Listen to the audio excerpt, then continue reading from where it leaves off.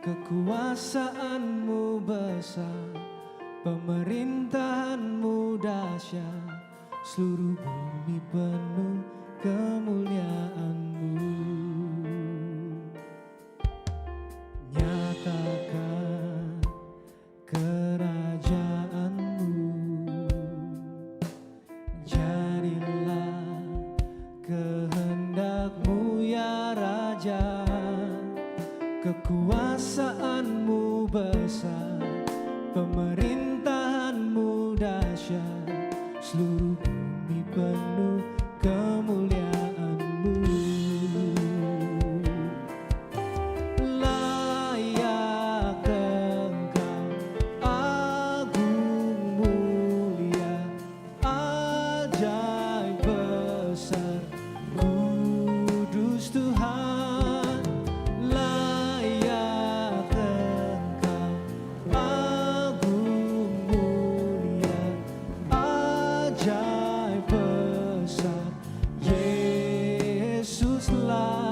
Raja,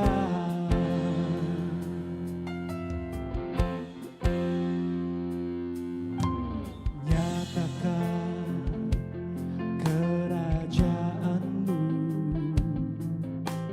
jadilah kehendakmu ya Raja. Kekuasaanmu besar, pemerintahanmu dahsyat, seluruh bumi penuh kemuliaanmu. Layak, layak Engkau, agung mulia, ajaib besar, kudus Tuhan. Layak Engkau, agung mulia, ajaib besar, Yesuslah. Layak Engkau, agung mulia, ajaib besar, kudus Tuhan. Layak Engkau, agung mulia, ajaib besar, Yesuslah Raja.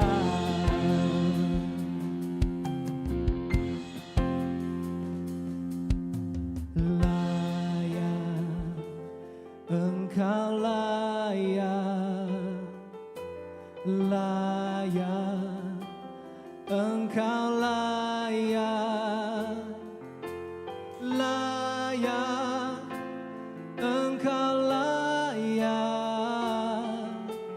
layak Kau Tuhan. Mari katakan kudus, kudus, Engkau kudus, kudus, Engkau kudus, kudus, Engkau kudus,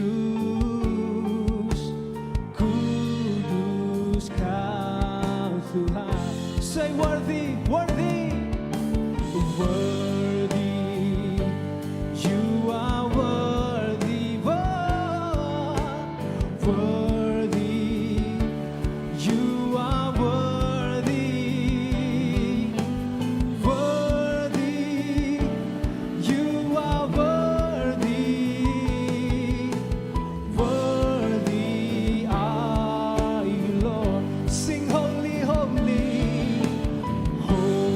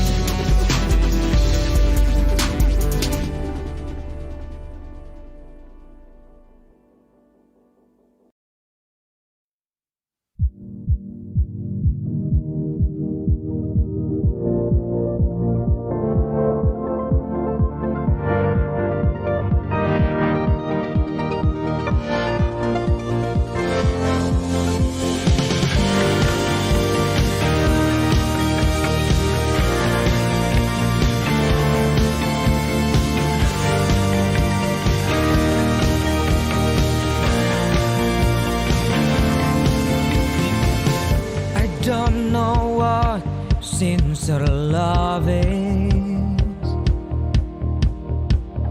I don't know what faithful love is. They always come and go, but it turns out I found it in you.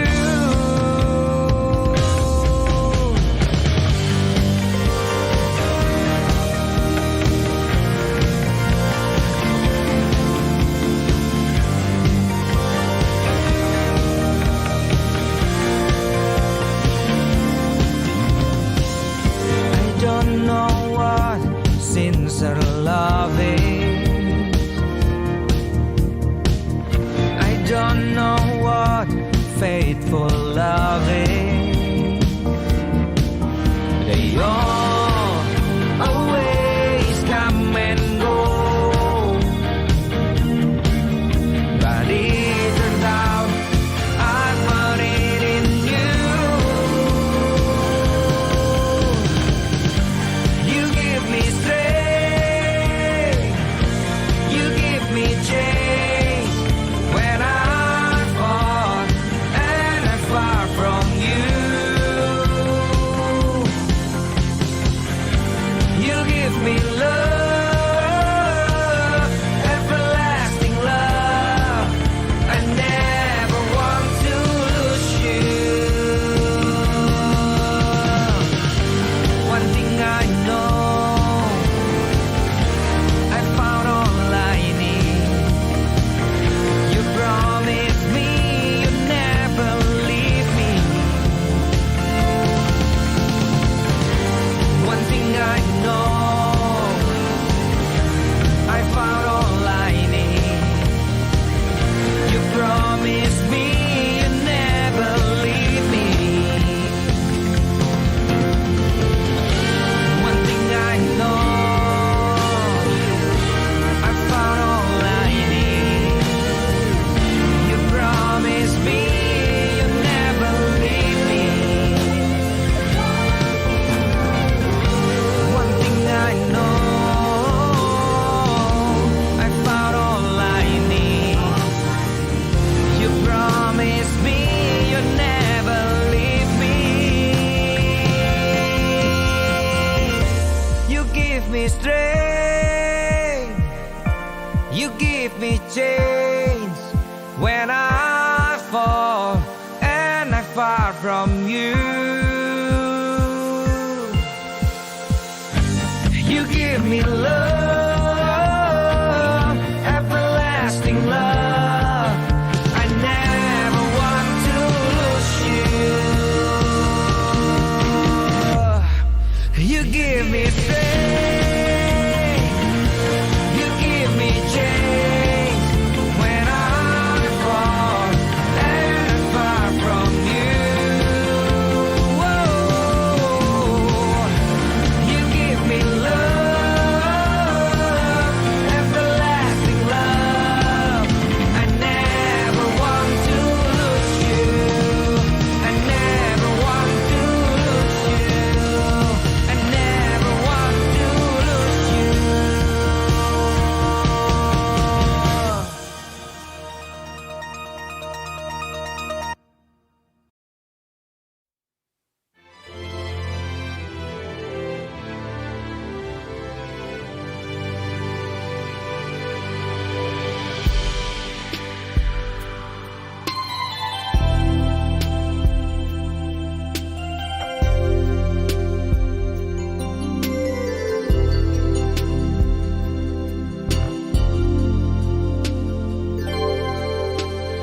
Lord, I surrender. I give my life to you alone. Please heal my heart, Lord. I cried out with all my heart.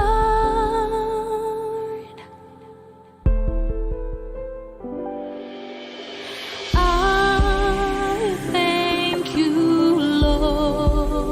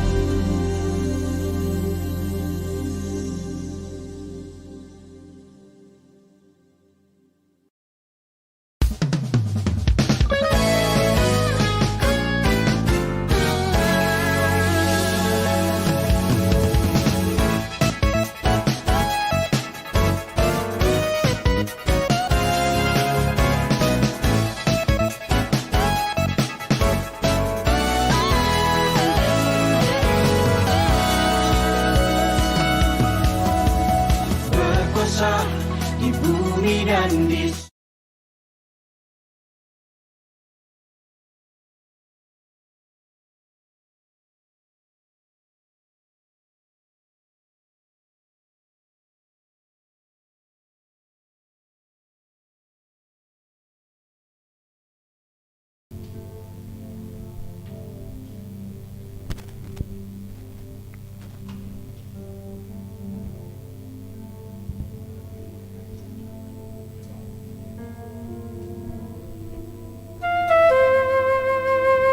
Shalom Bapak Ibu.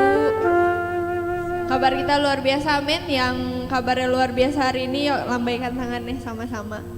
Kita semua tetap cantik dan ganteng meskipun dibalik masker, amin Bapak Ibu. Amin. Yuk sebelum kita mulai ibadah kita, mari kita tunduk kepala, kita berdoa, kita berterima kasih buat 1 minggu yang Tuhan kasih buat kita. Kita datang, kita masih bisa ibadah untuk kita menghadap Tuhan.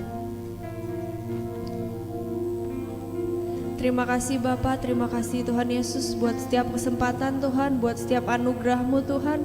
Kami tahu Engkau Bapa yang baik Tuhan, untuk kami dapat beribadah kembali bersama-sama Tuhan, untuk kami memuji menyembah-Mu Bapa. Bapa, biar kami serahkan ibadah ini Tuhan dari awal pertengahan sampai akhirnya Tuhan, biar Engkau yang beracara di tengah-tengah kami Bapa. Terima kasih Bapa, terima kasih Tuhan Yesus, kami siap memuji-Mu Bapa. Terima kasih Yesus. Terima kasih Bapa, haleluya. Kami sembah Kau, Yesus, Yesus. Kau termanis buat kami, haleluya. Terima kasih Bapa, terima kasih Yesus.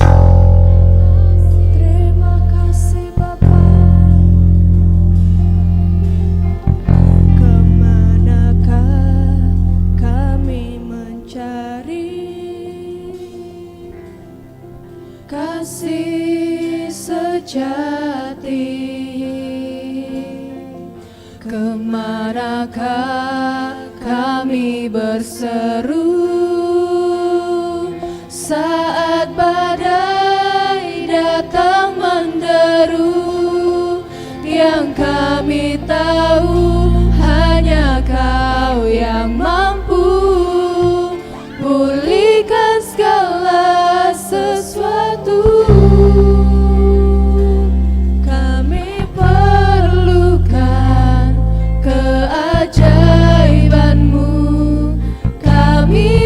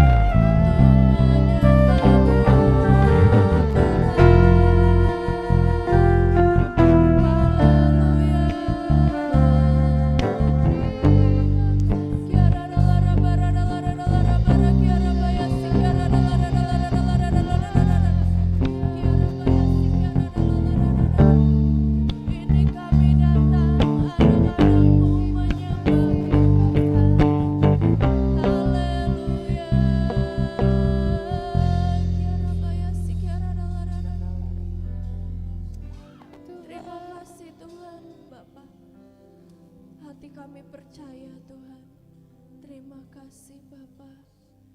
Hatiku percaya, hatiku percaya, hatiku percaya, selalu ku percaya. Amin Tuhan. Saat kami nggak lihat jalan-Mu Tuhan, tapi kami mau percaya. Saat ku tak melihat jalan-Mu, saat ku tak mengerti rencana-Mu, namun tetap ku pegang janji-Mu. Pengharapanku melihat saat ku tak melihat jalan-Mu, saat ku tak mengerti rencana-Mu, namun tetap ku pegang janji-Mu. Pengharapanku hanya padamu, hati kami, hatiku percaya,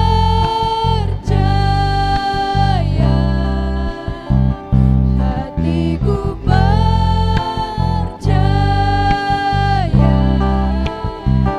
hatiku percaya,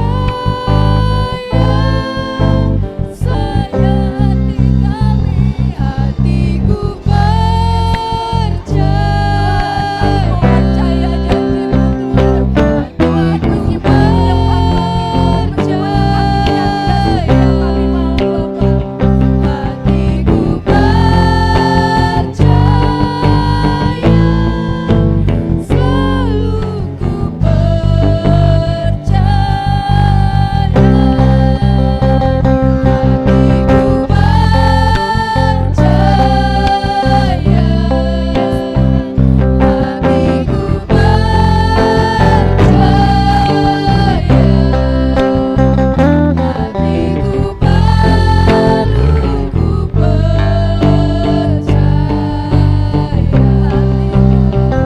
kami mau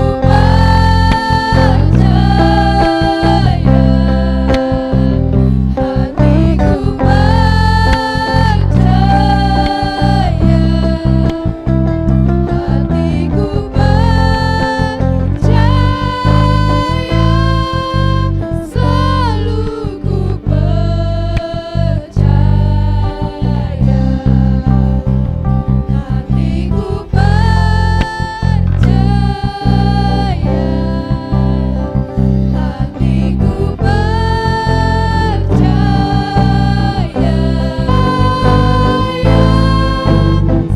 hatiku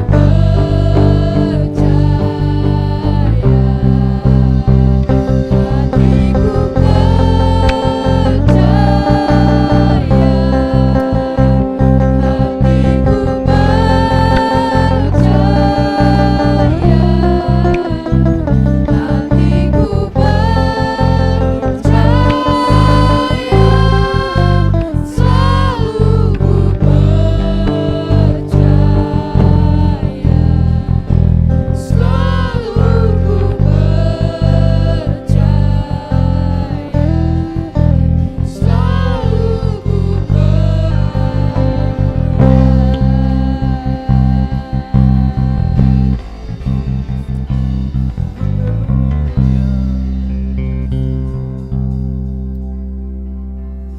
Bapa, kami bersyukur untuk pagi hari ini. Terima kasih Tuhan.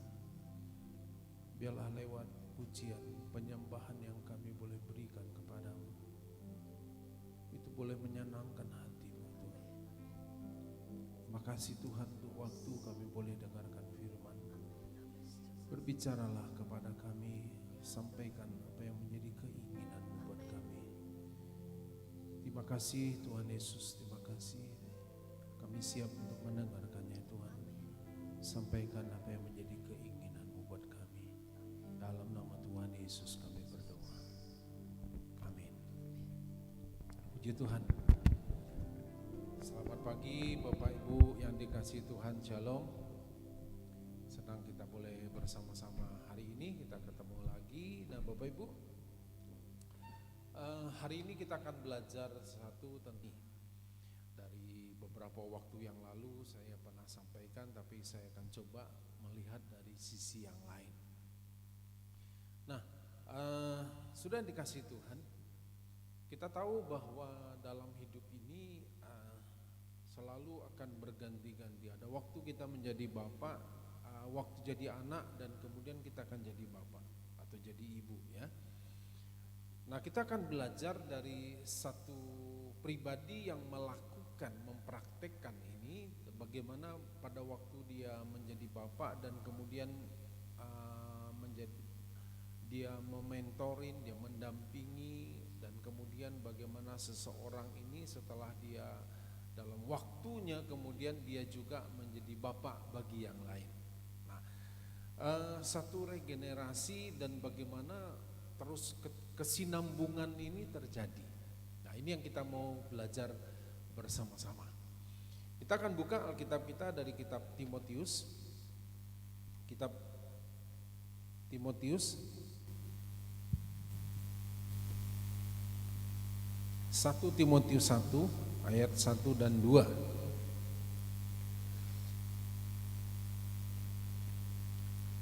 Jadi ada beberapa ayat-ayat yang kita ambil dari kitab Timotius pagi ini.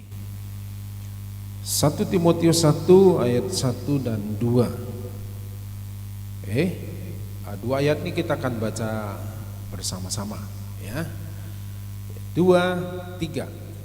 Dari Paulus, Rasul Kristus Yesus, menurut perintah Allah, Juru Selamat kita, dan Kristus Yesus, dasar pengharapan kita, kepada Timotius, anakku yang sah di dalam iman.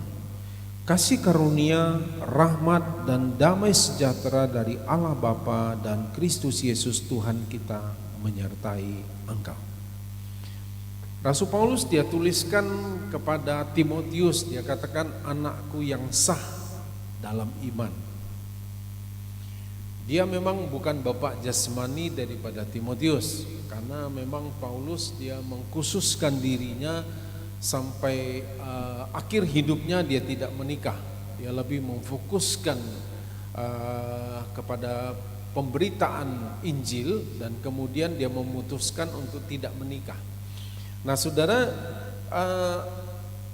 Rasul Paulus dia katakan kepada anakku yang sah secara iman, yaitu Timotius. Nah saudara, dia menuliskan surat ini, surat Rasul Paulus yang pertama kepada Timotius. Waktu itu dia ada di kota Makedonia.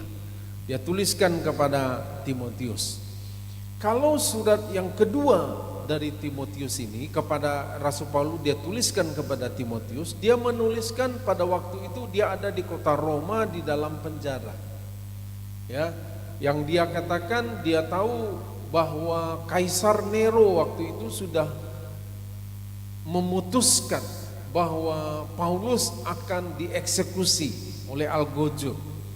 Sehingga salah satu dalam tulisan yang dia katakan, aku sudah mencapai garis akhir, aku sudah menyelesaikan pertandingan iman.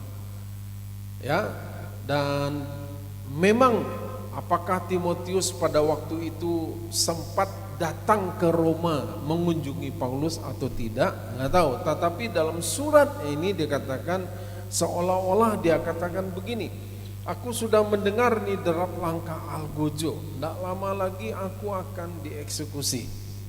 Dan memang akhirnya Paulus dieksekusi. Nah saudara, jadi Paulus katakan kepada Timotius, anakku yang sah dari iman. Nah memang di dalam perjalanan misi yang pertama dari Paulus bersama dengan Barnabas waktu itu, dia mampir ke kota. Di kota Listra lah dia itu memenangkan keluarga daripada Timotius. Sehingga salah satu buah pelayanan dalam penginjilannya yang pertama di kota Listra, Timotius menjadi percaya kepada Yesus. Nah, kemudian dia lanjutkan perjalanannya. Kalau Bapak Ibu yang punya Alkitab nanti boleh lihat setelah kamus ini ada peta bagaimana perjalanan misi Paulus yang pertama, yang kedua, bahkan yang ketiga.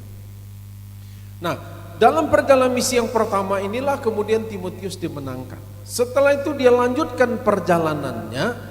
Nah, dari Makedonia itulah kemudian Rasul Paulus dia tuliskan surat kepada Timotius. Waktu Timotius menjadi percaya, dia waktu itu masih sangat muda. Kira-kira 15 tahun. 15 tahun kalau dia sekolah, sekarang ini baru kelas 10 kira-kira atau kelas 9. Ya, SMP. Kira-kira begitu. Dia sudah kenal Tuhan dari SMP. Ya, dia menjadi percaya kepada Tuhan Yesus dari muda, masih remaja. Nah, kemudian pada waktu Paulus tuliskan surat yang kedua kepada Timotius, dia sudah berumur 33 tahun dan dia sudah menjadi gembala di kota Efesus. Nah, dalam rentang waktu antara usia 15 sampai umur 33 itu, kemudian dalam rangka setelah dia dimenangkan, dia menjadi percaya, kemudian Paulus kan balik lagi ke Yerusalem. Setelah itu kemudian dia lanjutkan perjalanan misinya yang kedua. Dia bilang dengan Barnabas begini, kita kunjungi kembali kota-kota di mana ada orang-orang percaya yang dulu dengan pelayanan kita mereka dimenangkan, dan kita kunjungi lagi.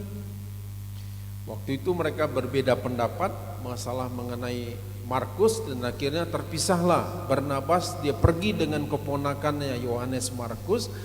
Paulus dia lanjutkan dengan Silas. Nah, kemudian dalam kunjungan yang berikutnya ke kota Listra, 1-2 tahun lah kira-kira, berarti umurnya Timotius 17 tahun, dia ngajak Timotius untuk apa? Pergi perjalanan misi yang kedua itu. Jadi pergilah Paulus, Silas dan Timotius. Meskipun tidak tercatat, berarti Timotius termasuk orang yang ada di dalam penjara di kota Filipi, kira-kira begitu. Dalam pelayanan itu kan mereka masuk di penjara di kota Filipi. Nah, Timotius ada salah satunya di antara rombongan misi itu. Nah, saudara, jadi kalau kita lihat dalam rentang waktu itulah di mana Paulus mendampingi Timotius, dia menjadi mentor. Saudara, apa arti mentor?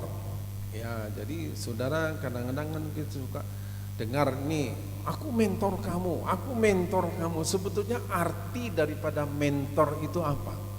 Mentor itu artinya penasehat yang bisa dipercaya.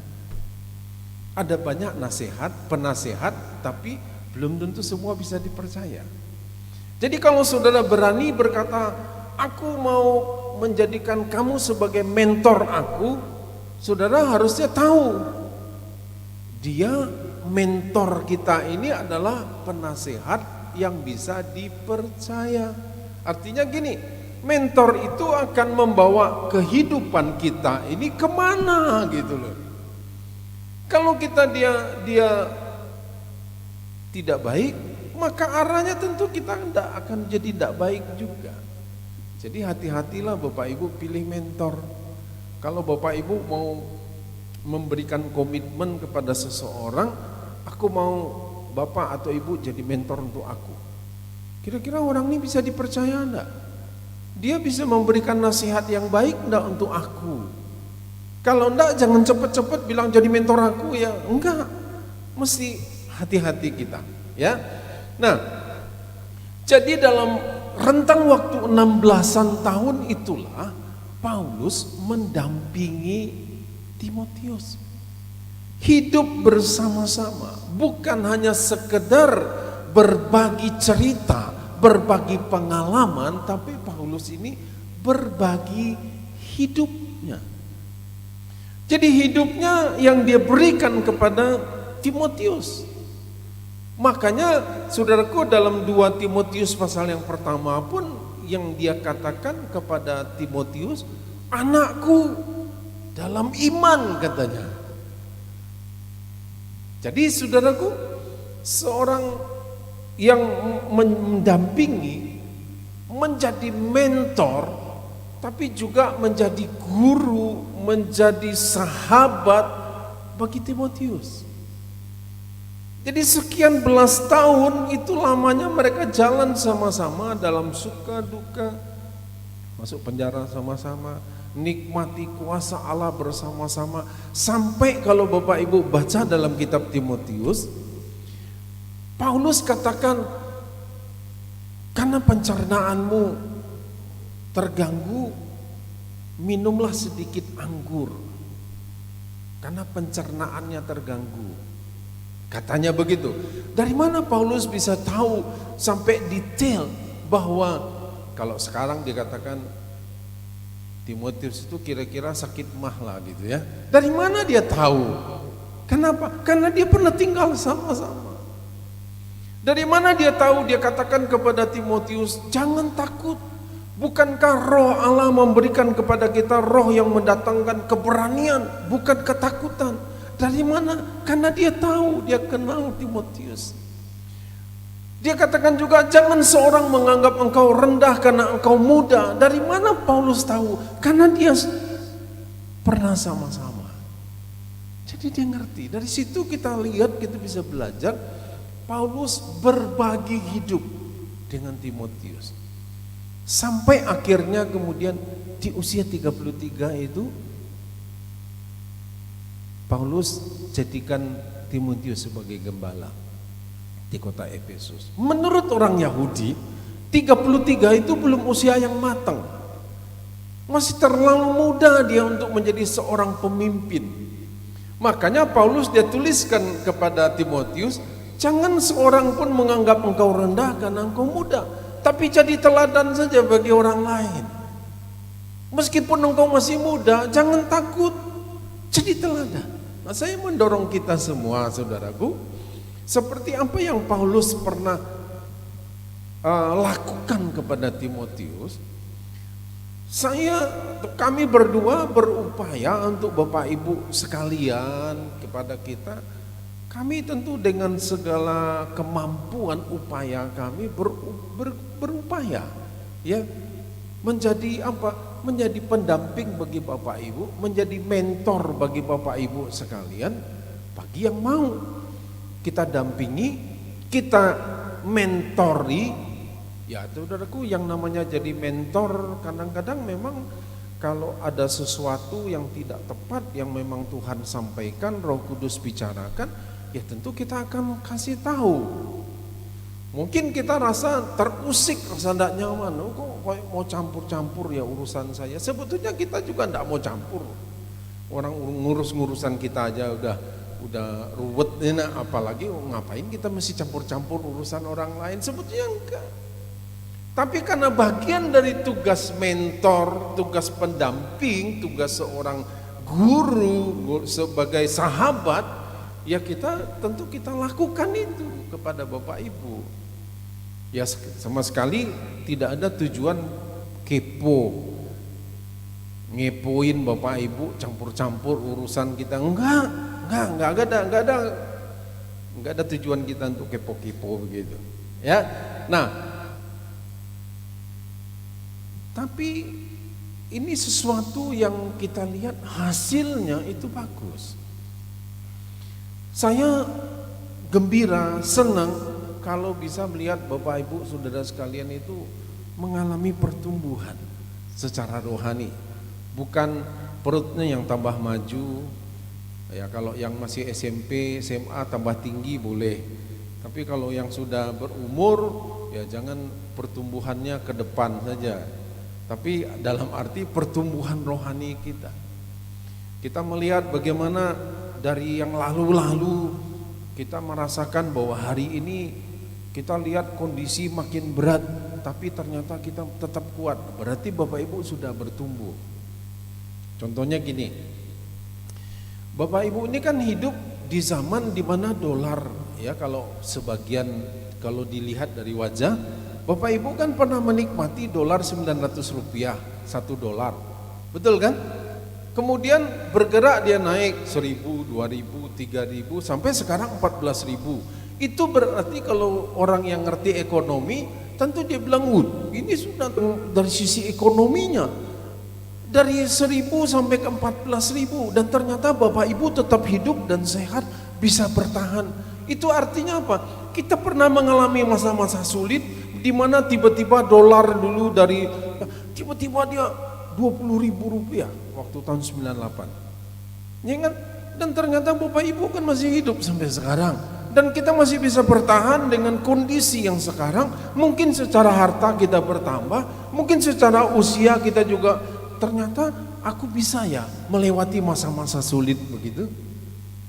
Sebetulnya kan kalau dari sisi ekonomi kan setiap satu dekade ini kan mengalami begitu ya. 98, kemudian 2008, 2018, kira-kira kan begitu 10 tahun ini kan begitu aja. Dan ternyata kan Bapak Ibu kita masih bisa bertahan dan melewati masa-masa begitu. Artinya apa?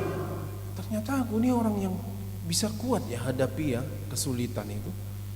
Kalau enggak, saudaraku, enggak, orang yang enggak kuat itu bisa gila. Masa pandemi ini sudah berapa bulan? Dari Februari kan, kemudian memuncak dia Maret, April, dan sekarang sudah bulan November, 6 bulan. Dan berapa lama Bapak Ibu terkurung aja di rumah, menghadapi anak-anak yang sekolah yang stres. Kenapa? Biasa dia bermain dengan kawannya, tiba-tiba dia enggak boleh bermain, keluar rumah enggak boleh.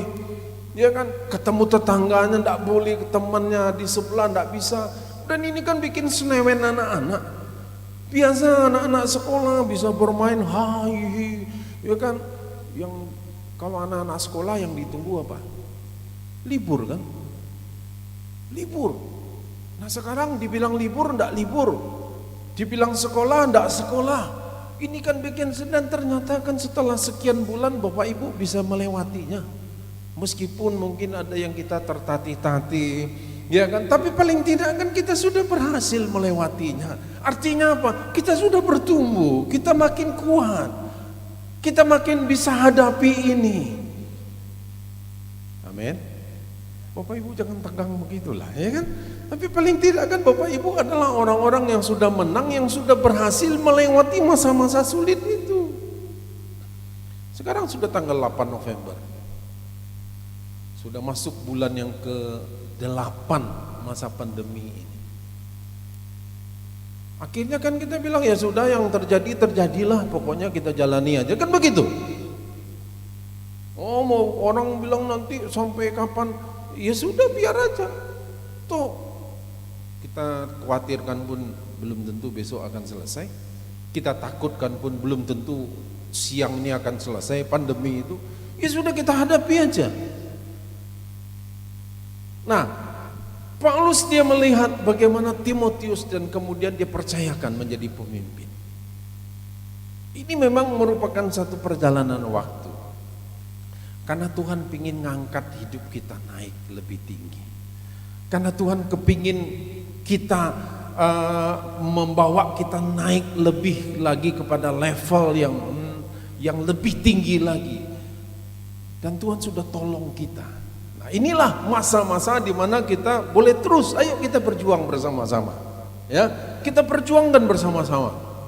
Coba sedikit kalau Bapak Ibu boleh nanti sementara dengarkan khotbah, kalau coba sedikit renung aja, atau mungkin nanti di rumah pulang coba Bapak Ibu renungkan ya, di bulan Juni, Juli ya kan, dulu April, Mei, Juni, Juli, itu kan masa-masa panik. Cuci tangan, semprot. Wah, ini, jangan sana. Ini kan kita komando dengan anak-anak kita, dengan orang rumah yang serumah kita kan. Rasa panik kita, takut kita. Itu ternyata kan kita sudah lewati itu. Ya kan? Dan berapa banyak ketakutan kita ternyata tidak terjadi. Berapa banyak yang kita khawatirkan sebetulnya, oh ternyata enggak ya. Nah, berarti aku aja yang parno nih. Aku aja yang bingung ya, aku aja yang takut, aku aja yang khawatir. Ternyata tidak semua yang kita khawatirkan terjadi. Tidak semua yang kita takutkan itu terjadi. Mari kita terus berjuang bersama-sama. Amin. Nah, saudaraku, dalam apa yang kita alami ini sebetulnya Tuhan itu sedang menuntun kita. Orang tua, kalau engkau takut, anakmu akan takut. Apalagi kalau dia tuh masih di bawah 10 tahun, orang enggak ngerti apa-apa kan. Yang penting dia bangun tidur, makan ada. Ya kan? Dia peduli kan bapaknya enggak ada uang, pamannya enggak ada uang. Hari ini bagaimana bang? Enggak peduli dia. Ya kan? Namanya juga anak-anak. Ya kan? Happy aja dia. Nah saudara, sebetulnya Tuhan itu kan sedang membawa kita supaya apa? Anak-anak secara jasmani apun anak-anak secara rohani. Sebetulnya mereka akan lihat kita. Mereka akan mencontoh kita. Mereka melihat teladan dari siapa? Ya dari kita. Orang-orang di luar sana akan melihat bagaimana kita. Kalau mereka takut dan kita takut, terus apa bedanya? Kalau mereka susah, kita juga lebih susah lagi, terus apa bedanya? Tapi Tuhan mau kita ini jadi pendamping bagi mereka, jadi mentor, jadi guru, jadi sahabat bagi mereka itu.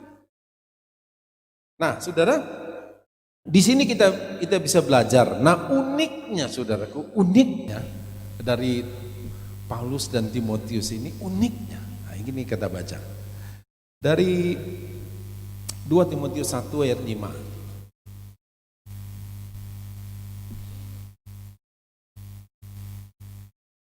Sebab aku teringat akan imanmu yang tulus ikhlas, yaitu iman yang pertama-tama hidup di dalam apa? Dalam apa? Nenekmu. Bukan si Ahok bilang nenek lu gitu, bukan. Maksudnya nenekmu Lois dan di dalam ibumu Eunike yang aku yakin hidup juga di dalam dirimu. Ternyata Timotius ini memang secara iman kepada Yesus adalah buah dari pelayanan Paulus. Tetapi ada benih-benih yang dulu pernah ditanam oleh seorang oma, nenek, kepada cucunya Timotius yang namanya Louis itu. Kemudian iman daripada Neoma ini dia berikan kepada anaknya yang perempuan namanya Eunike. Eunike memang dia salah karena dia punya suami bukan orang Yahudi. Eunike orang Yahudi, suaminya orang Yunani. Lahirlah Timotius, tapi Eunike tidak tenggelam dalam kesalahan yang dia lakukan. Dia didik anaknya. Oke lah, aku salah dalam mengambil pasangan, tapi dia tidak mau anaknya pun salah. Jadi pun kita nggak tahu dulu itu dia sudah percaya Yesus, tapi kalau kita lihat dalam konteksnya ini dia belum percaya Yesus sebelumnya, tapi dia ngajarkan tentang Taurat kepada Timotius yang damai. Dari mana dia? Lois dan Eunike menabur, menanam. Paulus dia siram dan kemudian jadilah orang percaya. Saudaraku yang dikasihi Tuhan, tidak ada masalah siapa yang akan membuat orang itu jadi percaya. Tetapi ada benih-benih yang ditabur. Nah, tugas kita sebagai orang tua, wariskanlah benih-benih yang baik. Value, nilai-nilai dari kehidupan yang kita mesti bagi terus, berikan terus kepada anak-anak kita. Kalau kita tidak bagikan nilai-nilai, dari mana dia bisa belajar contoh? Pada waktu misalnya dalam keluarga kita suatu kali kita mengalami kesulitan dalam keuangan. Sebetulnya masa-masa itulah masa-masa di mana anak itu bisa dilatih tentang apa? Tentang value, tentang nilai. Ya sudahlah, kita tidak ada uang, kita utang aja ya. Nanti dia akan belajar nilai apa? Masa-masa kita sedang mengalami satu masalah, kesulitan yang rasanya tidak ada jalan keluar. Sebetulnya anak-anak kita sedang belajar nilai-nilai sesuatu dari kehidupan kita orang tua. Jadi tidak ada salahnya, saudaraku, tentu sesuai dengan tingkat umurnya. Kita ceritakan, bukan menceritakan aib, tapi bercerita ini kesulitan yang kita sedang hadapi. Supaya apa? Anak-anak kita juga belajar bahwa orang tuanya ini bukan Superman, bukan Superwoman yang setiap kali ada masalah minta dijawab. Tak bisa begitu. Suatu kali saya punya seorang teman, suatu kali dia tinggalkan Tuhan. Nah kemudian dicoba diruntut. Dari mana, kenapa dia? Padahal dia dulunya, saudaraku, salut kita. Ya, selesai kita persekutuan doa, dia panggil makan di rumah saya. Padahal waktu itu usahanya belum terlalu bagus. Tapi dia masak. Belanja, istrinya masak, orang dia yang masak, panggil kita makan. Dia layani. Ayo, buat di rumah saya aja. Kemudian selesai itu dijamu makan. Tinggalin Tuhan, saudaraku. Rasanya tuh, aduh, kok bisa ya kayak gitu? Bisa. Sementara istrinya dulu belum kenal Tuhan, dia bawa jadi kenal Tuhan. Sekarang dia yang sudah kenal Tuhan sama-sama, dia yang tinggalin Tuhan. Kawin lagi dia. Tapi saudaraku, apa yang kemudian saya coba dari mana? Ternyata sederhana. Keinginannya tidak bisa dipenuhi oleh sang istri. Tuh kok bisa begitu? Nah kita coba mundur lagi. Ternyata dia mengalami masa di mana mamanya itu betul-betul jadi superwoman. Dia minta apa? Tidak bisa, kalau perlu mamanya hutang. Supaya apa? Keinginan anaknya sih. Tidak bisa, tidak kuat sebetulnya secara ekonomi atas permintaan anaknya. Pokoknya ada. Dari mana? Itu urusan mama. Kata. Sesaat begitu dia menikah, istrinya tidak bisa. Karena mamanya sudah meninggal. Istrinya tidak bisa memenuhi keinginannya. Dan dia tinggalkan. Saudaraku, orang tua hati-hati. Value atau nilai apa yang kita berikan kepada anak. Ya, dan kita bukan Tuhan yang bisa menjawab semua keinginan anak. No. Ada waktunya kita berkata kepada anak kita, tidak. Tidak. Karena supaya apa? Supaya dia belajar. Karena tidak semua doa pun kita dijawab iya oleh Tuhan. Supaya anak kita belajar. Oh ternyata iya. Dari mana dia belajar? Tentu dari kita. Jadi warisan apa yang kita bagi? Nilai-nilai hidup apa yang kita wariskan kepada anak kita? Itu nanti akan terbawa sepanjang umur hidupnya. Sikapnya kepada Tuhan akan terbawa juga dari value nilai-nilai yang kita berikan dari hidup kita. Makanya kalau Bapak Ibu, kalau engkau ingin punya jadi bapak yang baik, belajarlah dulu jadi anak yang baik. Karena tidak akan mungkin engkau bisa jadi bapak yang baik tanpa engkau lewati proses jadi anak yang baik. Atau aku sudah terlanjur nih gimana? Ya sudah berubah aja. Selagi masih ada kesempatan berubah aja. Perbaiki apa yang kita bisa perbaiki. So, tidak ada kata terlambat daripada tidak sama sekali. Nah untuk itulah mari kita mau belajar. Ya, Paulus dan Timotius dia bisa lakukan itu. Jadi saudara, dari khotbah saya baru setengah halaman. Tapi minggu depan saya lanjutkan lagi sikapnya bagaimana ya. Tapi di sini kita belajar saudaraku. Sampai akhirnya Timotius bisa jadi gembala. Itu tidak mudah di usia 33 tahun. Di zaman itu. Dari mana? Kan Paulus sharing life. Dia bagi hidup. Ya, saya senang lihat Bapak Ibu bertumbuh. Melihat bagaimana Pak Victor mendidik anak-anak SMP, ya kan, dari SMP, SMA, kemudian mereka mulai melayani, mulai melakukan bagiannya. Meskipun saya tahu waktu awal-awal gereja ini dan kemudian Bapak Ibu sebagian besar waktu itu adalah 80% adalah orang-orang yang baru pertama kali terlibat dalam pelayanan.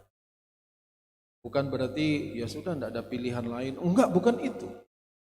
Saya tahu pada waktu saya melihat fakta seperti ini dan kemudian saya bilang kesempatan. Dan saya tahu risikonya. Ya, tapi ya sudah kita siap hadapi. Dan ternyata setelah berjalan 2 tahun lebih Tuhan buktikan. Ya, bagaimana melihat perkembangan Bapak Ibu, respon Bapak Ibu. Saya gembira, jemaat. Waktu saya senang. Bahkan saya tuliskan deskripsi saya di teologi, saudaraku. Saya tuliskan pertumbuhan-pertumbuhan jemaat. Saya lihat sendiri, ya. Saya sendiri lihat. Ada dulu saya kenal, tapi saya tidak boleh sebut namanya. Datang ibadah, saudaraku. Bersila dia dia duduk gini kan. Begini. Apa? Saking tidak respeknya dengan ibadah gitu. Tapi begitu saya lihat dia ibadah, kemudian setelah berjalan berapa bulan, saudaraku, tiba dia angkat tangannya waktu lagi pujian ya, tangannya bukan karena dia mau manggil-manggil orang, dah, tapi dia rasanya respect, responnya dalam ibadah. Saya bilang, wih, saya surprise. Kenapa? Karena saya lihat after before, nah, ya kan gitu ya, after before, sesudah dan sebelumnya. Ya. Ada orang yang tidak setia beribadah, kadang-kadang datang, kadang-kadang tidak, tapi lebih banyak tidaknya daripada datangnya. Rutin. Aduh, buat saya ini kegembiraan, sesuatu yang mendatangkan sukacita. Bagaimana saya melihat orang-orang itu bertumbuh, jemaat bertumbuh, dan saya bersukacita. Masa-masa begini, ya kan, Padang berkomitmen datang untuk ibadah dengan ini, dengan mengalahkan ketakutan pribadi, mengalahkan ketakutan lingkungan. Wah, gini. Saya senang lihat apa yang Bapak Ibu respon dari Bapak Ibu, membuktikan bahwa apa? Bahwa kita ini bertumbuh, kita makin kuat. Amin. Jadi jangan ada lagi kata-kata, wah tambah lemah saya, tambah menurun rohani saya, enggak. Justru saya melihat Bapak Ibu makin kuat. Amin. Ya, meskipun tidak bisa tepuk sebelahnya, tapi saya tahu sama yang sebelah. Ternyata kamu makin kuat. Ya. Bukan kuat ngangkat beras 50 kilo, enggak. Tapi kuat dalam Tuhan. Amin. Amin Bapak Ibu. Ya, ternyata Bapak Ibu makin kuat. Ternyata Bapak Ibu makin hebat. Dan kita tahu semua, karena Tuhan sedang melatih kita. Nah, bagian kita sekarang ini sebagai orang tua rohani, ada orang-orang di sekeliling kita yang sedang melihat kehidupan kita. Wariskan warisan rohani yang baik sehingga mereka bisa belajar sesuatu pada waktu dia melihat kehidupan kita. Dan saya bersyukur dengan apa yang Tuhan boleh kerjakan terus dalam kehidupan. Ya, jadi sikap kita sebagai seorang anak nanti minggu depan kita bahas. Lanjutkan ini, tapi fokuskan ini dulu. Nah, saudaraku, jadi kita melihat dari ini bagaimana iman 3 generasi. Oma, ya, dari Louis turun ke Eunike turun ke Timotius. Oma-oma dan opa-opa, ya, wariskan imanmu pada anak cucu. Pada waktu mereka lihat opa dan omanya, mereka akan bilang, belajar sesuatu ke opa dan kenapa? Imannya, aku lihat kasihnya, aku lihat ketekunannya, aku lihat kesalehannya, aku lihat kesabarannya, aku lihat kemampuannya mengatasi masalah, aku lihat bagaimana responnya pada waktu kesulitan hidup terjadi, aku lihat dan aku belajar. Mungkin kita tidak banyak berbicara, tapi perbuatan kita akan dilihat oleh anak dan cucu kita. Dan itulah yang kita bisa wariskan kepada mereka. Saya mendorong Bapak Ibu, ya, terus biasakan berdoa bersama. Satu keluarga. Biasakan, terus saja biasakan ini. Sehingga kalaupun dulu belum bisa offline kita, di online, tapi kebiasaan ini kita akan bawa terus. Ya. Puji Tuhan, hari ini kita belajar sesuatu. Ya, wariskanlah warisan rohani yang baik. Orang-orang di sekitar kita akan melihat, ya, akan melihat apa yang kita lakukan, apa yang sudah kita lakukan. Paulus dia katakan, aku wariskan imanku, aku wariskan ketekunan, aku wariskan kesalehan, aku wariskan pengorbanan, bagaimana menderita karena nama Kristus, aku wariskan semua kepada anakku yang sah. Sehingga dia berkata, ini anakku yang sah dalam iman. Kenapa? Karena dia mewariskan hidupnya pada Timotius. Timotius membuktikan sampai akhir hidupnya dia tetap setia, karena dia melihat bapak rohaninya, mentornya, pendampingnya, gurunya, sahabatnya, setia sampai akhir hidup. Tuhan memberkati kita semua. Mari kita berdoa. Terima kasih Tuhan, hari ini kami bersyukur kepadamu. Kami berterima kasih kepadamu untuk anugerah-Mu atas kehidupan kami. Terima kasih Tuhan Yesus. Kami berterima kasih kepadamu Tuhan untuk semua yang baik yang kami boleh alami.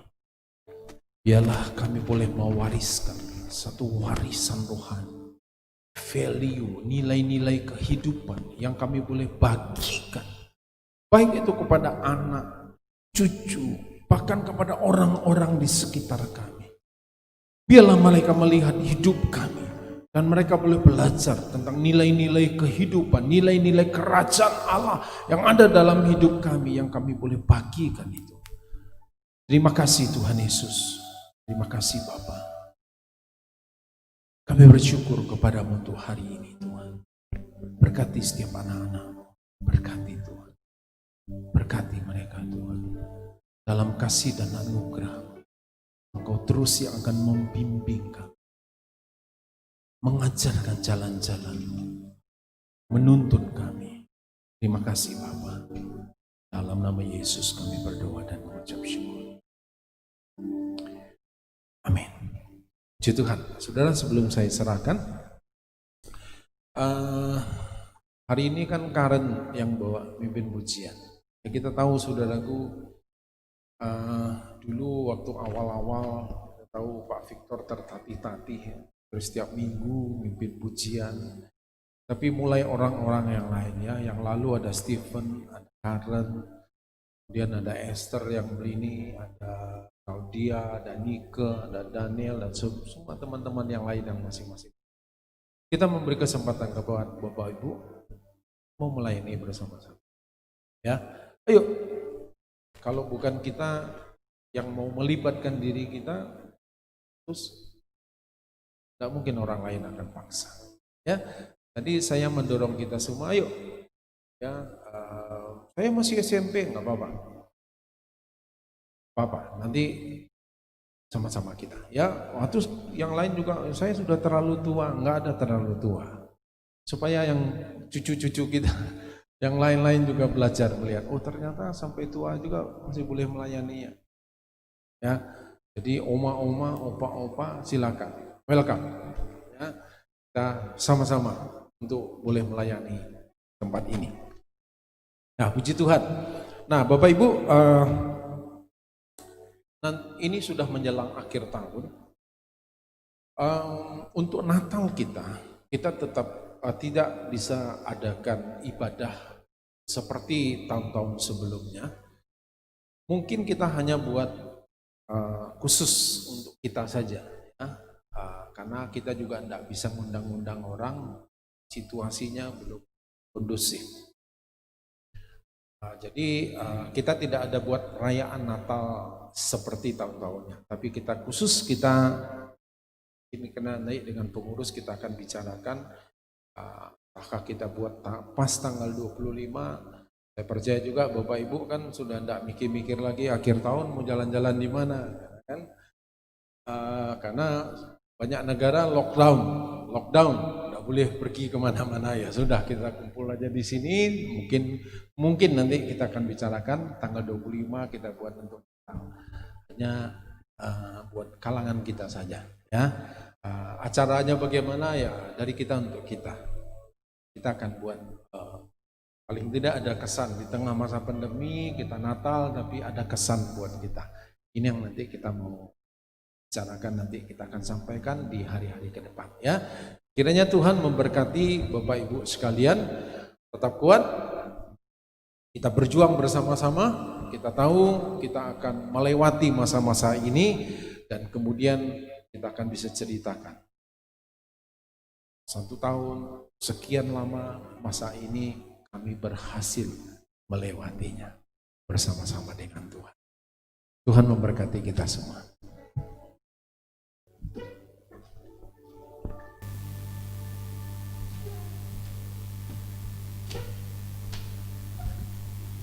Kita semua diberkati dengan pemberitaan firman Tuhan, amin. Baik, kita akan menyaksikan suara gembala. Selamat menyaksikan.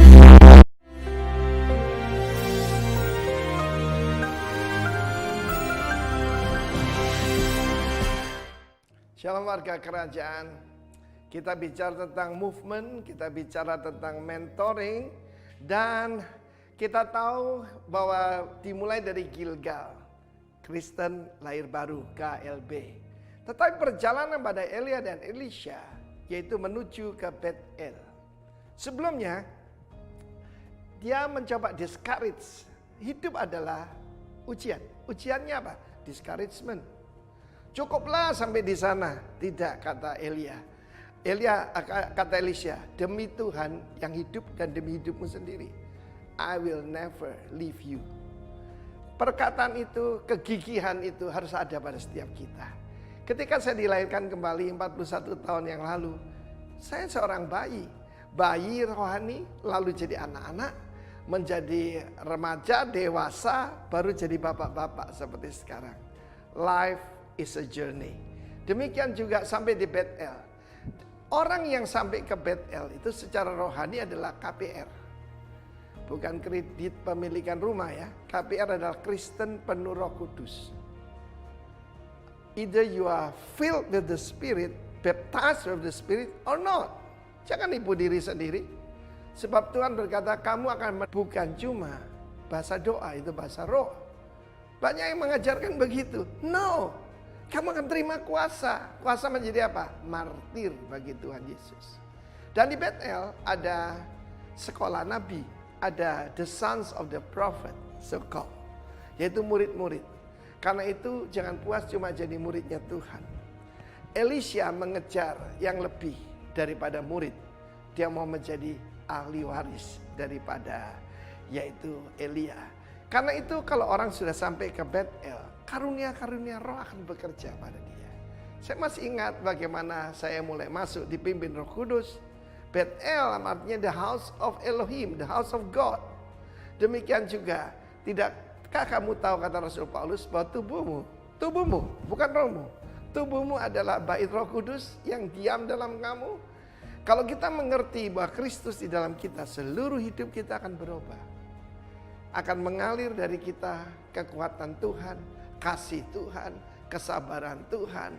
Semuanya saudaraku, karena ada Roh Kudus di dalam diri kita. Tetapi di sana ada dua golongan. Ada Elisha yang adalah anak ataupun putra daripada Elia. Dan ada cuma murid-murid.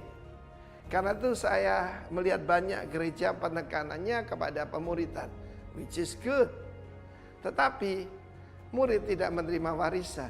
Yang menerima warisan adalah anak, bahkan putra yang dewasa. Karena itu penuhlah engkau dengan Roh Kudus. Dibaptislah engkau dengan Roh Kudus. Saat-saat ini you can receive it even at your home. Di rumah saudara kan saudara bisa menerima itu. Ya, memang lebih bagus lagi yaitu kalau kita ibadah bersama-sama. Saya heran, banyak orang tidak berani datang ke pertemuan on-site. Padahal mereka pergi ke mall, mereka pergi ke ngopi, mereka pergi restoran rame-rame. Heran sekali. Karena itu carilah Tuhan selama dia bisa ditemui. Dan ketika engkau mengalami baptisan Roh Kudus, ketika engkau dilahirkan baru, itu pekerjaan Roh Kudus tentu saja. Tetapi jangan sampai di sana, maju lebih jauh. Saya dipenuhi Roh Kudus 2-3 bulan setelah saya dilahirkan kembali dan dibaptis dalam air. Dan pengalaman itu merubah seluruh hidup saya. Saya menjadi a powerful witness for Christ. Jadilah demikian. Jadi KPR, Kristen, penuh Roh Kudus. God bless you. Amin.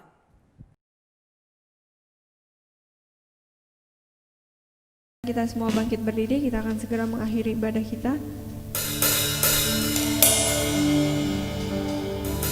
Kau Allah yang besar, yang mulia, Kau Yesus yang selalu membantu.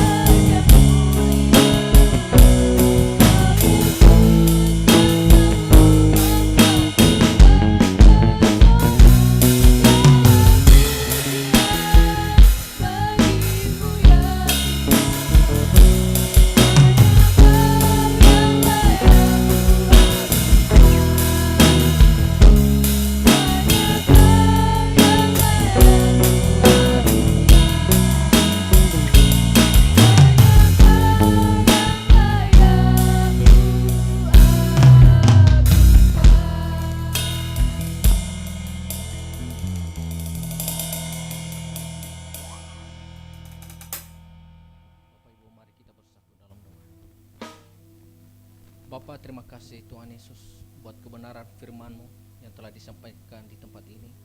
Berkati kebenaran firman-Mu Tuhan, jadikan rema dalam kehidupan kami, jadikan sumber kekuatan dan kehidupan dalam tubuh dan jiwa roh kami.